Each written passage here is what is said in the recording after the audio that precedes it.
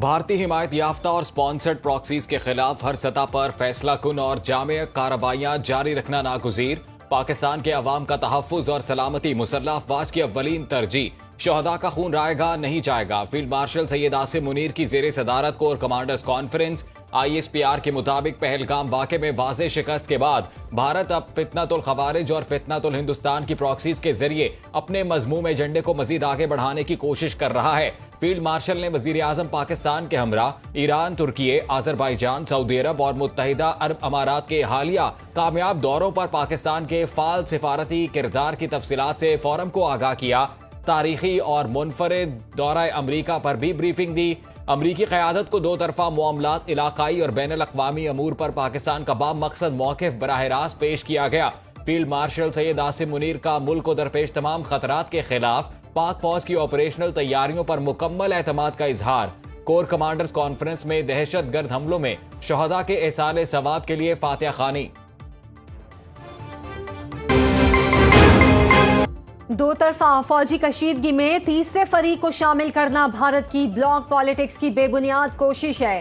Field marshal Syed Asim Munir کا corps commanders conference سے خطاب۔ کہا، بھارت کا بھونڈی کوشش کا مقصد خطے میں نیٹ سیکیورٹی پرووائیڈر کے خود ساختہ کردار کو گمراہ طور پر پیش کرنا ہے۔ در حقیقت دنیا واضح طور پر بھارت کے توسیع پسندانہ عزائم اور ہندوتوا انتہا پسندی کے خطرناک رجحانات سے بدظن ہوتی جا رہی ہے۔ آرمی چیف نے ٹرائی سروسز ہم آہنگی کو مزید مضبوط کرنے میں پاک بحریہ اور پاک فضائیہ کی قیادت کو بھی سراہا۔ فورم نے مشرق وسطی اور ایران کی حالیہ پیش رفت کے تناظر میں داخلی اور خارجی سلامتی کے امور کا تفصیلی جائزہ لیا۔ طاقت کے استعمال کے بڑھتے ہوئے عالمی رجحان کو بحیثیت ایک ترجیحی پالیسی ٹول کے طور پر استعمال کرنے پر تشویش کا اظہار۔ بدلتا رجحان خود انحصاری کی صلاحیتوں کو بڑھانے اور قومی اہمیت کو ناگزیر کرتا ہے۔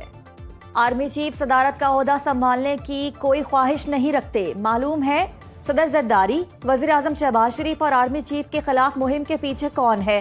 وفاقی وزیر داخلہ محسن نقوی کا ایکس پر پیغام، لکھا صدر کے استعفے کی کوئی بات نہیں ہوئی اور نہ ہی کوئی ایسی تجویز ہے۔ صدر پاکستان اور عسکری قیادت کے مضبوط اور باوقار تعلقات ہیں۔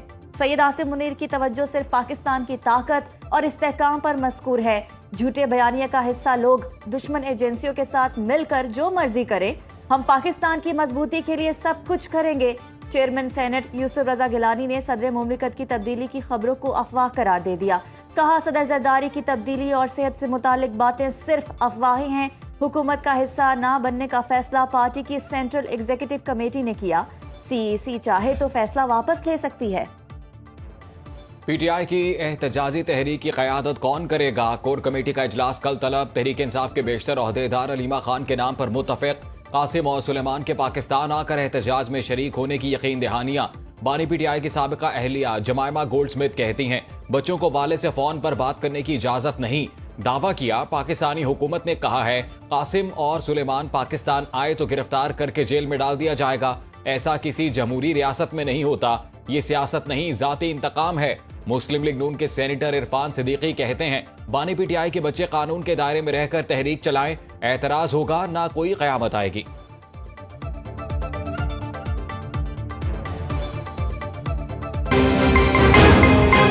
وزیر اعظم کی بانی PTI کے خلاف ہتک عزت کے دعوے میں لیگل نوٹس ریکارڈ کا حصہ بنانے کی درخواست منظور۔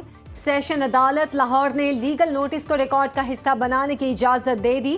وزیر اعظم پر جرح کے دوران بانی PTI کے وکیل نے اعتراض کیا تھا۔ وکیل کا کہنا ہے وزیر اعظم نے بانی PTI کو لیگل نوٹس نہیں بھجوایا۔ لیگل نوٹس بھجوائے بغیر دعویٰ قابل سماعت نہیں۔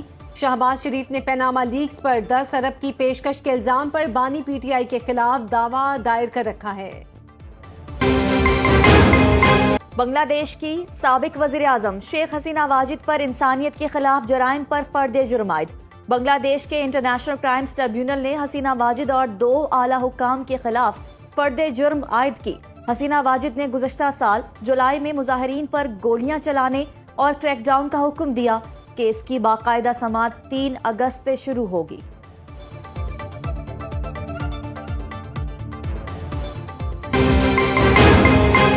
لاہور میں 6 گھنٹے کی بارش نے ہر طرف پانی پانی کر دیا. پی ڈی ایم اے کے مطابق لاہور میں 180 ملی میٹر بارش ہوئی.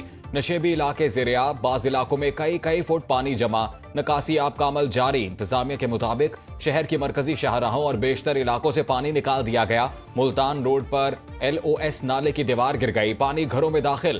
اسلام پورہ میں بارش سے سڑک بیٹھ گئی, بجلی کا پول بھی گر گیا. فیڈر سٹرپ ہونے سے مختلف علاقوں کو بجلی کی فراہمی معطل رہی. ظفر علی روڈ پر درخت گرنے سے راہگیر جاں بحق.